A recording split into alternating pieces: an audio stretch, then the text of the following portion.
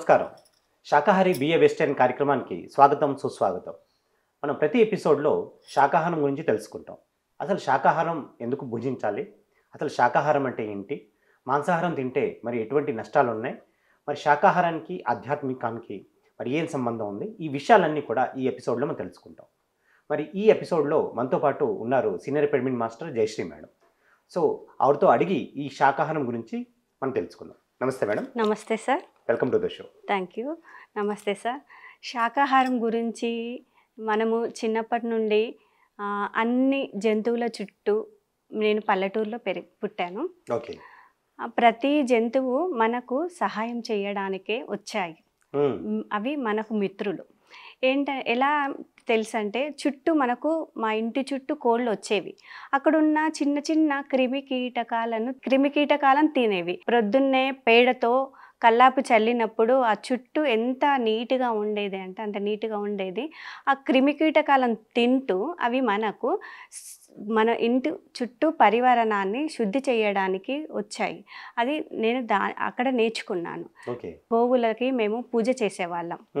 గోవు మాత మనకి ప్రతి క్షణము భూమిని కాపాడడానికి నేను మెడిటేషన్లో వచ్చి తెలుసుకున్నాక అర్థమైంది. ధ్యానంలో కూర్చున్నప్పుడు ఆవుకి 3 దేవతలు అంటారు కదా. ఆ గోమాత ద్వారా గో ప్రదక్షిణ చేసినప్పుడు కార్తీక మాసంలో, మాఘమాసంలో మేము ఆవుకు పూజ చేసేవాళ్ళం. ఆ గో పూజ చేసినప్పుడు అప్పుడు తెలిసిందనమాట, ఆ ఆవులో ఉండే దేవతలు మనకు ఎంతో శక్తిని ఇస్తుంది. గోవు పేడ మనకెంతో చక్కగా ఉపయోగపడుతుంది. ఇంట్లో పోగ వేసుకోవడానికి కానీ, మనం హోమం చేయడానికి అవి ఉపయోగపడతాయని తెలుసుకున్నాము. ఆ గోవులు కూడా మనకు వ్యవసాయం చేయడానికి ఎద్దుల ద్వారానే కదా మనం పంట పండించుకుంటాం. మేకలు మనకొకటి కూడా చెప్పారు. మేకలు తిన్న మానవులు మంచాలు ఎక్కుతున్నారు, ఆకులు తిన్న మేకలు గుట్టలు ఎక్కుతాయి. అంటే మనకు సస్యాహారమే అవసరము. జంతువులను తినడానికి రాలేదు మనం. మిత్రత్వంతో వాటితోటి ప్రేమతో మనం జీవించడానికి వచ్చాము. ప్రతి ఒక్క దేవతల దగ్గర ఈ జంతువులే ఉంటాయి. ఎలుక వాహనము వినాయకుడు అని తెలుసు మనకు. అంత పెద్ద దేవుడికి ఎలుక వాహనము ఎలా ఉపయోగపడుతుంది అంటే వాటి యొక్క ప్రేమ తత్వాన్ని మనము ఉపయోగించుకోవడానికి వచ్చాము. అందులో ఉండే ప్రేమని మనము పొందుతూ వాటితోటి స్నేహభావంగా అవి ఆత్మ ఎదుగుదలగా వచ్చాయి. మనం కూడా ప్రతి ఒక్కరము ఖనిజ, వృక్ష, జంతు, మనుషుల్లాగానే కోతి జన్మ నుండి మనుషుల్లాగానే జీవించడానికి వచ్చాము కదా. ఆ జన్మ నుండే మనం ఇక్కడికి వచ్చాము, కానీ మరిచిపోయి వాటిని తింటున్నాము. అవే బలం అనుకొని తింటున్నాము. కానీ ఈ శరీరానికి గతంలో వాళ్ళు తినొచ్చు, అప్పుడు వాళ్ళకి ఆహారం లేదు, పళ్ళు లేవు, లేని టైంలో వాళ్ళు జంతువులను తిన్నారేమో, కానీ అది అసలు ఈ శరీరానికి అది అవసరం కాదు. నాకు ఒక అనుభవం వచ్చింది.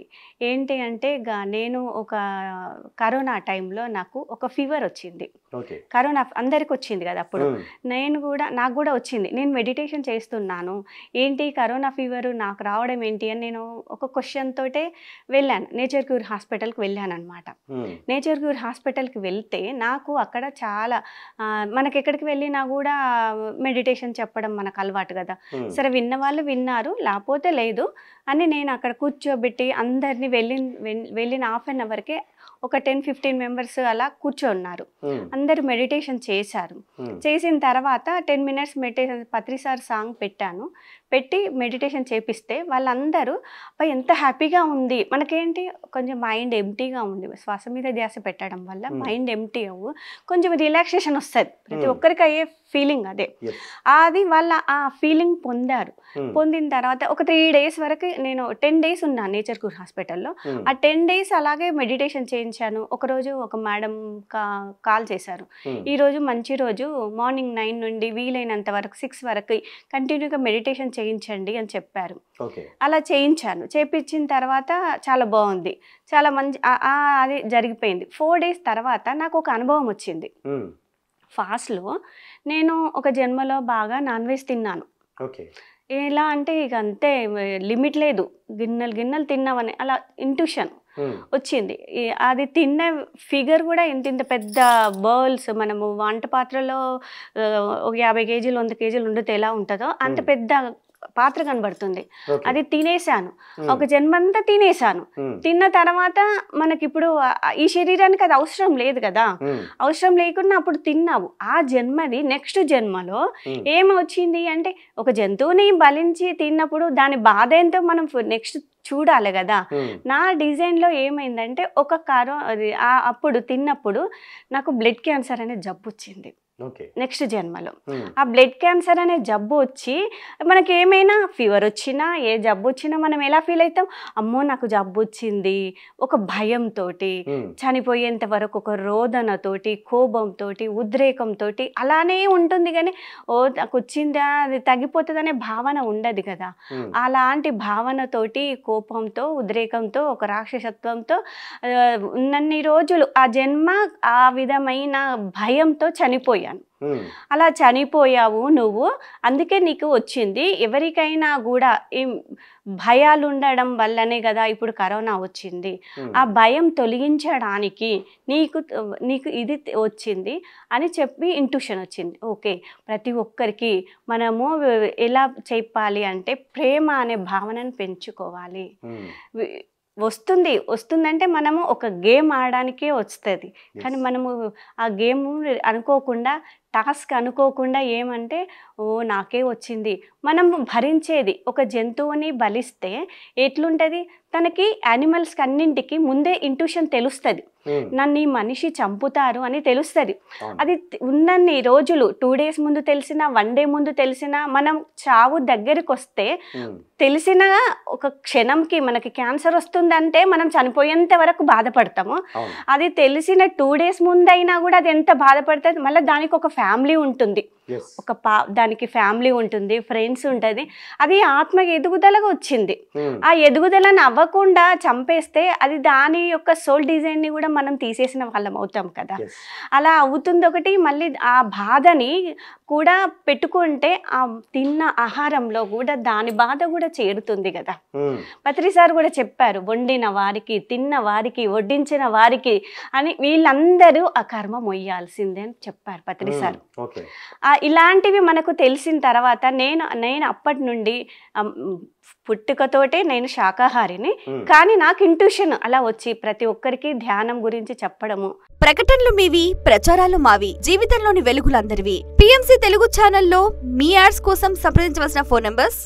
వీలైనంత వరకు ఆ శాకాహారం వల్ల మనం తినడం వల్ల అది మన శరీరానికి సరి అయిన ఆహారం కాదు. ఆ జంతువుల దగ్గర మనం నేర్చుకోవాల్సినవి ఎన్నో ఉన్నాయి. పిల్లల దగ్గర, జంతువుల దగ్గర మనం నేర్చుకోవాల్సినవి అంటే సంసారం అనే నిర్వాణంలో మనం జీవించాలి, ఈ ప్రపంచంలో జీవించాలి. మనం ఎన్నో జన్మలు తపస్సు చేశాము, అక్కడ ఏం నేర్చుకోలేదు. ఇక్కడ ఈ జంతువులలో ఈ మనుషులతోటి మనం నేర్చుకోవాల్సినవి చాలా ఉన్నాయి. ఆ జంతువులతోటి స్నేహం, మిత్రత్వం పెంచుకోండి అని చెప్పి అవి మనకు దగ్గరగా అవ్వడానికి ప్రయత్నిస్తున్నాయి. ఇప్పుడు ఒక పాము వచ్చినా కూడా ఏమవుతుంది అంటే, పాము వచ్చిందని మన ఇన్నర్గా మనం ఏది అనుకుంటామో అక్కడ అది భయపడుతూ ఉంటుంది. భయంతో అది ఏదో క్రియేట్ చేస్తుంది. ఒక ఎగ్జాంపుల్ చెప్తాను. నేను ఒక కాలేజీలో వర్క్ చేశాను, చిన్న పాము వచ్చిందనమాట. నేను ఒక చిన్న ఇంట్యూషన్, ఒక్క చిన్నగా నేను ఇన్నర్గా నేనేమన్నానంటే, అమ్మ బంగారు తల్లి నువ్వు వచ్చావు, ఇక్కడ చాలా మంది పిల్లలు ఉన్నారు, నువ్వు ఏంటంటే తెలియకుండా నీ సేఫ్ జోన్లో నువ్వు ఉండాలి, వాళ్ళకి నువ్వు కనబడకూడదు, వాళ్ళు వెళ్ళిపోయిన తర్వాత నువ్వు వెళ్ళిపో అన్న చిన్న ఇన్నర్గా నేను అనుకున్నాను. అనుకున్న తర్వాత అది సేఫ్ జోన్లో వెళ్ళింది. అక్కడ ఉన్న పిల్లలకి ఎవరికి ఏం అవ్వలేదు. అది తన జాగ్రత్తల్లో తను. ఇలాంటివన్నీ కూడా మాస్టర్స్ ప్రేమ్నాథ్ సార్ గైడెన్స్ వింటూ ఉన్నామన్నమాట. వినడం వల్ల మేము నేర్చుకున్నాము. ప్రతి ఒక్క యానిమల్స్ కూడా మన ఈ జీవితంలో ఈ ప్రపంచంలో అవి మన ఆత్మ ఎదుగుదలకే వచ్చాయి. మనల్ని జంతువుల ఎదుగుదల కాదు. మన ఈ ప్రపంచంలో ఇక్కడ నేర్చుకునేవి పాఠాలు మనుషులు నేర్చుకోవడానికి వచ్చాం. ఇక్కడికి వచ్చి భూమండలానికి వచ్చింది నేర్చుకోవడానికే. డైమెన్షన్ మనల్ని 10th డైమెన్షన్లో ఉన్న వాళ్ళమి తక్కువగా వచ్చి మనము నేర్చుకోవడానికి వచ్చాం. ఎందుకు? ఆత్మోన్నతిగా వచ్చాము. ఆ ఆత్మోన్నతితో అవి జంతువులతోటి మనం జీవిస్తూ వాటికి ఇంకా కావలిస్తే పళ్ళు పెట్టాలి, వాళ్ళకి పక్షులకు నీరు పెట్టాలి, అవి నేర్చుకుంటూ ఆ పక్షులతో పాటు ప్రేమతత్వంగా మిత్రత్వంగా జీవిస్తూ వాటికి స్నేహ భావంతో నాకు ఒకసారి ఒకటి కూడా నేను చేశాను. అన్ని ఎక్స్పెరిమెంట్లు చేయడం బాగా అన్నమాట. నాకు తెలిసిన ధ్యానం నేర్పిన లలిత మేడం వాళ్ళ కూతురు అన్ని ఎక్స్పెరిమెంట్లు చేసేదన్నమాట. ఇలా చెయ్యాలి అలా చెయ్యాలి అని చెప్పేది. నేను ప్రతిదీ మనము తెలుసుకోవడం కాదు, ప్రతిదీ ఎక్స్పెరిమెంట్ చేస్తే మనం ఏంటి, మనలో ఉన్న ఆత్మతత్వం ఎదుగుదల ఎలా ఉంటుంది అనేది ప్రతిసారి ఎక్స్పెరిమెంట్ చేయడంలో నేర్చుకున్నాను. మంకీస్ చాలా ఉన్నాయి. రేకుల షెడ్ మీద నేను పైన కూర్చున్నాను, ఏదో ఆకుకూర తెంపడానికి పైన కూర్చున్నాను. ఒక దాదాపు 20-30 మంకీస్ ఉన్నాయి, తక్కువ లేవు. అవన్నీ నా చుట్టూ కూర్చున్నాయి. నాకు అప్పుడు అనిపించింది, అందరూ యానిమల్స్ని అసహించుకుంటారు కదా. సరే, మనం పత్రిసారి చెప్పిన దారిలో వాటితో పాటు కూర్చొని ధ్యానం ఒళ్ళో పెట్టుకోకుండా వాటితో పాటు కూర్చొని ధ్యానం చెయ్యొచ్చు అంటే ఒక అరగంట సేపు మా చుట్టూ ఉన్నాయి. కానీ అది మంకీ నా దగ్గరికి రాలేదు. కూర్చొని 1/2 అవర్ ధ్యానం చేశాను. మంచిగా చక్కగా అవి ఉన్నవి నేను మెడిటేషన్ చేసిన తర్వాత థ్యాంక్ యూ చెప్పిన తర్వాత వాటికి అవే వెళ్ళిపోయాయి. అంటే మనము ఏంటంటే ఇన్నర్గా మనం భయపడతాం.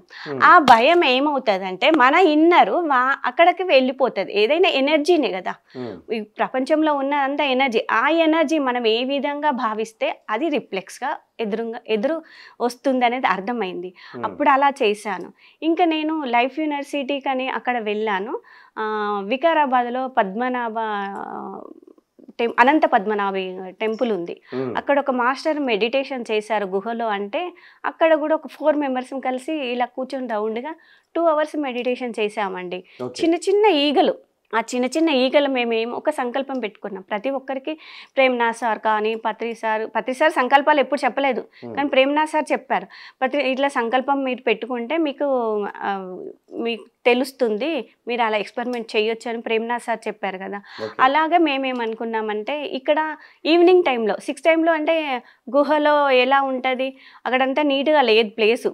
మేము ఒక సంకల్పం పెట్టుకొని, మాస్టర్స్ మీరు ఉన్నారు, మీరు మాకు సహకరించండి, మేము ఒకటే అని ఒక సంకల్పం పెట్టుకొని మేము మెడిటేషన్ 4 మెంబర్స్ని చేస్తుంటే ఇక్కడ నుండి కొంచెం దూరంలో అవి ఇలా రౌండ్ సర్కిల్గా తిరుగుతున్నాయి.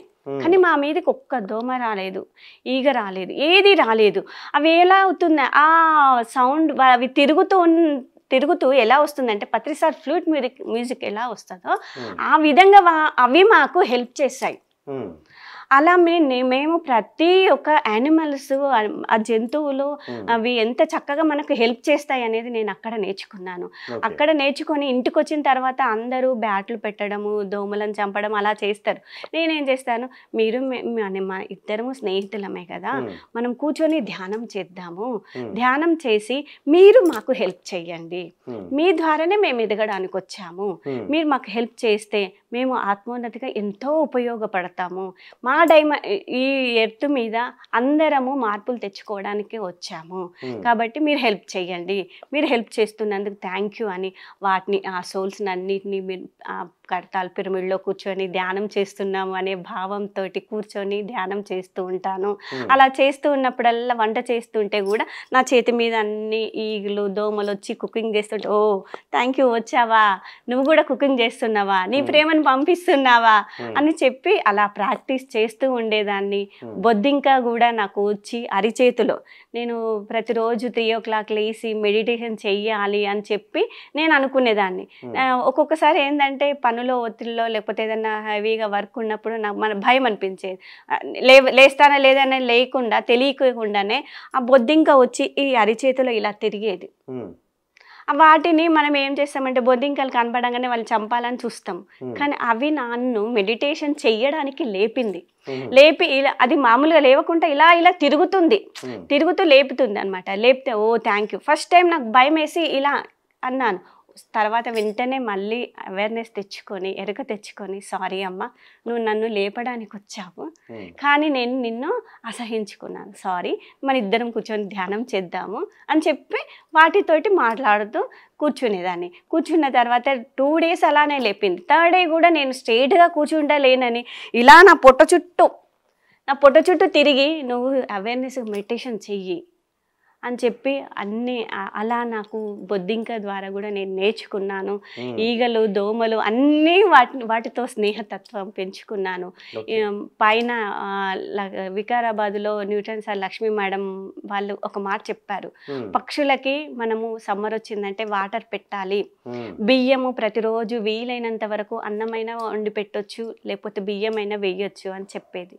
చెప్తే తను చెప్పిన మాటను మనం ఏంటంటే మనకు వీలైనంతగా ఆచరించుదాం, ఎక్కడికో వెళ్ళడం అని కాదు అని మా టెర్రస్ పైకి వెళ్ళి రోజు ఒక 3 months 6 months అట్లా రైస్ బియ్యం వేసేదాన్ని. వేసిన తర్వాత అవి వచ్చి తింటా అంటే నాలో హార్ట్ఫుల్గా నా హృదయం అనేది ఓపెన్ అయ్యింది.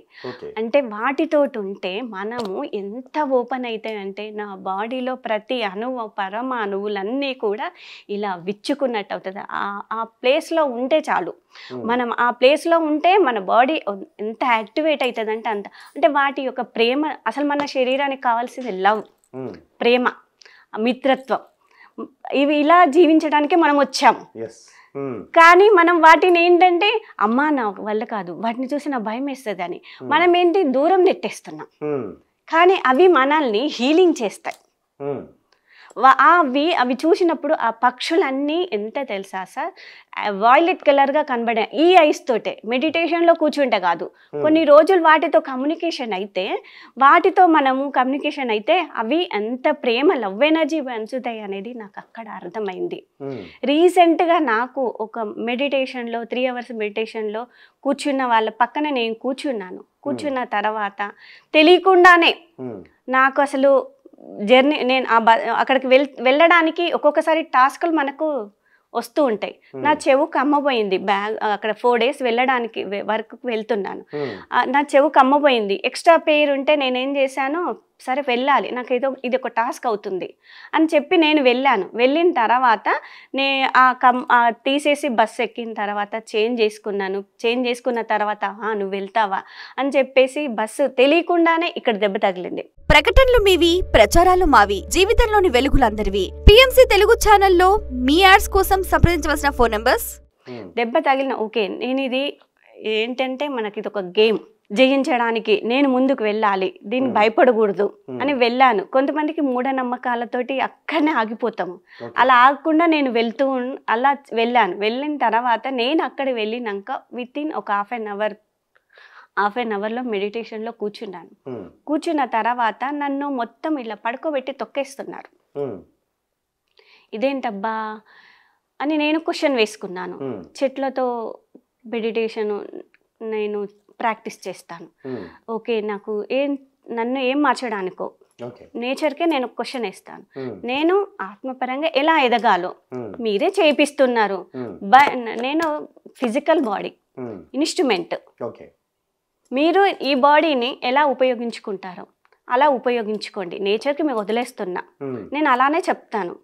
అలా అనుకొని మెడిటేషన్లో కూర్చొని ఆ చెట్టుతో మాట్లాడుతూ, భూమాతతోటి మాట్లాడుతూ నన్ను చేంజ్ చేయండి, నేను మారడానికి సిద్ధంగా ఉన్నాను, ఆత్మోన్నతిగా ఉపయోగపడాలి, ఈ విశ్వానికి నేనేం సర్వీస్ చేయాలో నన్ను ఇన్స్ట్రుమెంట్గా ఉపయోగించుకోండి అనే ఆన్సర్ తోటి నేను వెళ్తూ ఈవినింగ్ వరకు అలా అక్కడక్కడ మెడిటేషన్ హాఫ్ అన్ అవర్ చేస్తూ చివరిగా ఈవినింగ్ 4 to 5 నాకు వచ్చిన ఇంట్యూషన్ ఏంటి అంటే, ఎన్నో యానిమల్స్ నేనేం చేశాను అంటే, మనం ఆస్ట్రల్ పిరమిడ్స్ ఇన్వైట్ చేసి డైమెన్షన్ చేంజ్గా కావడానికి ఉపయోగపడాలి, మీరు కూడా ఉన్నత జన్మగా తీసుకోవాలి అని నేను కూర్చొని మెడిటేషన్ చేస్తూ ఆ మాస్టర్స్ని ఇన్వైట్ చేసుకొని వాటి అందరి ఏ అయితే నన్ను టాస్క్ నుండి మీరు ఎదగడానికి నన్ను ఎప్పుడైతే తొక్కేశారని నాకు ఇంట్యూషన్ వచ్చిందో ఎవరైతే ఉన్నారో వాళ్ళందరూ వచ్చి వాళ్ళ ఫ్యామిలీ మెంబర్స్ అందరు నేనేదో గతంలో చేశాను అది నాకు వెళ్ళడానికే మీరు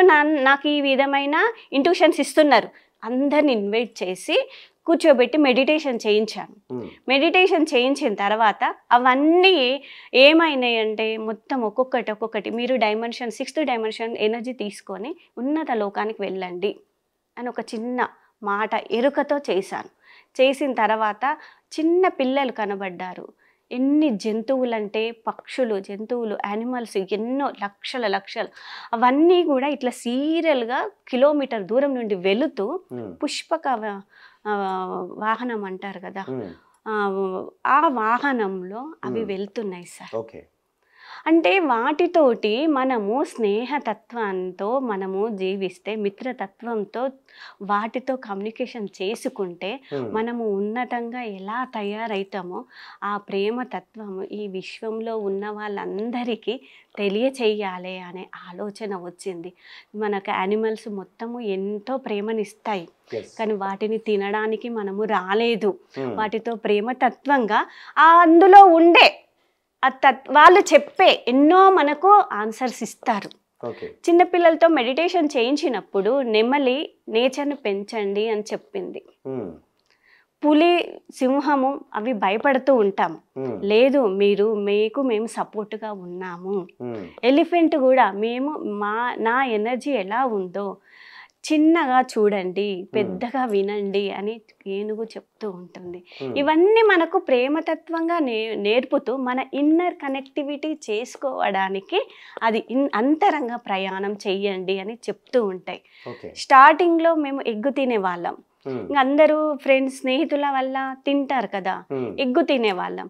ఎగ్గు తిన్నప్పుడు నేను మెడిటేషన్కి వచ్చిన తర్వాత ఒక 2-3 months నేను తినడం మానేసా. 2-3 months తర్వాత మా ఇంట్లో వాళ్ళు ఊరుకోలేదు. ఇది ఎలా మానాలి అని చెప్పి నేను అనుకుంటూ ఆ ఎగ్గు కర్రీ చేస్తుంటే నాకు తెలియకుండా ఆ ఎగ్గు మొత్తం కొట్టి వేసిన తర్వాత అక్కడ మొత్తం రక్తంలాగా మారిపోయింది. ఇది మాంసము తినేది, ఈ ఫుడ్ని తినడము మనకు కరెక్ట్ కాదు. రక్తాన్ని మనం తాగుతామా? తాగలేము కదా. రక్తం యొక్క ఆహారం అది అని అప్పటి నుండి ఇప్పటి వరకు 12 years అవుతుంది మెడిటేషన్లోకి వచ్చి సార్. ఇంతవరకు ఎగ్గు తినడం కంప్లీట్గా మానాను, వండడం కూడా మానాను. మా వాళ్ళు తింటా అన్నా కూడా అది మీ ఇష్టం, వద్దు అని నేను చెప్తున్నాను. మీ ఇష్టం, మీరు చేయమని బాయిల్ చేయాలి అది చేయాలి అంటే ఇంట్లో కుదరదు అని స్ట్రిక్ట్గా కండిషన్ పెట్టాను. అప్పటి నుండి ఇప్పటి వరకు అది మా ఎగ్గు అనేది ఏంటిది అంటే ఒక తల్లి గర్భంలో ఒక బిడ్డ ఎలా ఉంటుంది, ఆ బిడ్డను తిన్నట్టే కదా. మనం ఎగ్గు తింటున్నామంటే అది కోడిలో నుండి వచ్చిన బిడ్డనే కదా. మన బిడ్డను మనం కోసుకొని తింటామా? తినం కదా. అది కొన్ని రోజుల తర్వాత ఒక ప్రాణిగా తయారైతుంది. మనకు కూడా 9 నెలల తర్వాత ఒక బిడ్డ ఎలా ప్రసవిస్తే వస్తుందో ఆ బిడ్డను మనం తినడం కరెక్ట్ కాదు కదా అని నాకు అప్పుడు అర్థమైంది సార్. అప్పటి నుండి జంతువులంటే ఏ చిన్న పక్షులన్నా కూడా వాటితోటి స్నేహభావంగా ప్రేమతత్వంగా ఉండాలి అనేది నేను నేర్చుకున్నాను సార్. ఈ ధ్యానం, శ్వాస మీద ధ్యాస అనేది నాకు స్టార్టింగ్లో నాకు ఏ జబ్బు లేదు, ఏది లేదు. అసలు నా సోల్ చిన్నప్పటి నుండి హెల్దీగానే ఉండేదాన్ని. పుట్టినప్పుడు నాకు తెలీదు, నాకు తెలిసినప్పటి నుండి హెల్దీగా ఉండే మెడిసిన్ అనేది చాలా తక్కువ వాడేదాన్ని. కానీ ఈ మెడిటేషన్ అనేది మా నాన్నకి హెల్త్ బాగలేదు. హెల్త్ బాగాలేకపోతే నేను వచ్చిన ఈ ధ్యానంలోకి తెలిసిన మా అమ్మ నాన్న ఏమన్నారంటే, అమ్మ నువ్వు మెడిటేషన్ చెయ్యి, 3 days కోమాలో ఉన్నాడు నాన్న, నువ్వు మెడిటేషన్ చెయ్యమ్మా నువ్వు అని మా అమ్మ చెప్పింది. సరే అమ్మ మాట ఇక తల్లిదండ్రి కాబట్టి మెడిటేషన్ అంటే ఎలా అని నాకు తెలిసిన ఒక ఫ్రెండ్ నాకు ధ్యానం నేర్పిన లలిత మేడం ఏంటంటే ఆమె హెల్త్ పరంగా సిక్ అయ్యేది. ధ్యానం చేసిన తర్వాత హెల్త్ పరంగా చాలా కవర్ అయింది. ఎలా అయ్యారు మేడం అని నేను అడగడానికి వెళ్ళాను. వెళ్ళిన తర్వాత ధ్యానం చేస్తే ఎవరైనా బాగుంటారు, భద్రాచలంలో ఉంటారు వాళ్ళ అమ్మాయి. మా అమ్మాయి చెప్పింది, నేను ఇలా చేశాను, నువ్వు కూడా చెయ్యి అని చెప్పారు. ఓకే. చెప్పిన తర్వాత నేను అప్పుడు ధ్యానం చేయడం స్టార్టింగే 1 అవర్ కూర్చున్నాను, తెలీదు కానీ గంట సేపు కూర్చున్నాను. ఇంకా శాకాహారం అంటే మనకు పూర్తిగా మనకు కూరగాయలు తింటేనే మనకు సరైన ఆహారం సార్. నేను 3 ఇయర్స్ నుండి ఒక ఫస్ట్ రోజు పత్రి సార్ చెప్పారు, వారానికి ఒక రోజు నీలాహారం ఉపవాసం ఉండాలి అని. అంటే మన శరీరానికి అదే అవసరం.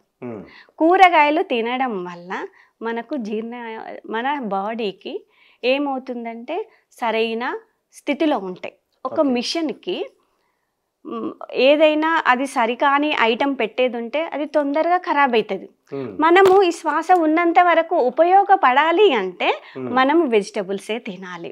ఇంకా పచ్చి కూరగాయలు తినడం బెటర్ అంటారు, కానీ మనం అలవాటు కావాలంటే ఒక్కొక్క స్టెప్ అలవాటు చేసుకుంటే మనకు అలవాటు పడుతుంది. మనం ఉప్పు కారము తిని బాయిల్ చేసినయే బాగుంటాయి అని అనిపిస్తుంది, కానీ పచ్చి కూరగాయలు తినడం వల్ల కూడా బాగుంటుంది. కానీ మనం ఏంటంటే ఫస్ట్ మన ఆలోచన భావాన్ని మార్చుకుంటూ చిన్నగా నిదానంగా ఫస్ట్ కొంచెం తినాలి, కొంచెం రైస్, కొంచెం ఫ్రూట్స్, కొంచెం రైస్ తిని చిన్న నిదానంగా ప్రాక్టీస్ చేస్తే మనకు మార్పు వస్తుంది. నేను 3 ఇయర్స్ నుండి ఒకరోజు ఫస్ట్ స్టార్టింగ్లో ఉపవాసం ఉండగలుగుతానా అనే భావన ఉండేది, నేనేం తినలేదు కదా అనే భావన ఉండేది. కానీ ఇప్పుడు 3 ఇయర్స్ నుండి ఉన్నాను, జర్నీ చేస్తాను, తినకుండా జర్నీ చేస్తాను. కానీ ఇలా మనకి ఇందులో శక్తి ఉపయోగపడుతుంది శాకాహారం వల్ల. శాకాహారం తినడం వల్ల మన బాడీ ఎప్పటికీ యాక్టివ్గా ఉంటుంది. సో మీరు ఎంతో అద్భుతంగా ఈ శాకాహారం ఒక ప్రాముఖ్యత గురించి ఎంతో అద్భుతంగా చెప్పారు. సో ఫైనల్గా మా ప్రేక్షకులకు మీరు ఇచ్చే మెసేజ్ ఏంటి ఈ శాకాహారం పైన? శాకాహారం పైన మనకు పత్రి సార్ చెప్పిన శాకాహార జగత్ అనేది భూమండలంలో మనకు ఎన్నో రకాల దొరుకుతున్నాయి. ఈ శాకాహారమే మనం ఖచ్చితంగా తీసుకుంటే ఈ శరీరానికి సస్యాహారంగా, మన శరీరానికి ఆత్మోన్నతిగా మనకు ఉపయోగపడుతుంది. శాకాహారం వల్ల ఏమవుతుందంటే సూర్యుడి ఎనర్జీ వస్తుంది, నీటి ఎనర్జీ, పంట పండేది భూమాత. వీటి యొక్క ప్రేమ అంతా కూడా మనము తీసుకోవడం వల్ల మనము ఇంకా ప్రేమతత్వంగా మారిపోతాం సార్. ఎంతో అద్భుతంగా మీరు శాకాహారం గురించి చెప్పారు. శాకాహారంగా ఉంటే మనం ఎలా ఉంటుంది అని అంశం పైన ఎంతో అద్భుతంగా చెప్పారు. అలాగే ఈ జంతు జారాలతో కూడా మనం కలిసి ఎంతో ప్రేమగా ఉండాలి అని మీ యొక్క అద్భుతమైన అనుభవం మాతో షేర్ చేసుకున్నారు. సో ఈ జ్ఞానం అంతా మాకు ఇచ్చినందుకు మీకు ఎంతో కృతజ్ఞతలు. Thank you very much. Thank you sir. So ఇదండి ఇవాల్టి శాకాహారి బిఏ వెస్టర్న్ కార్యక్రమం ఎపిసోడ్. ఇంకొక ఎపిసోడ్లో మళ్ళీ కలుసుకుందాం. అంతవరకు సెలవు.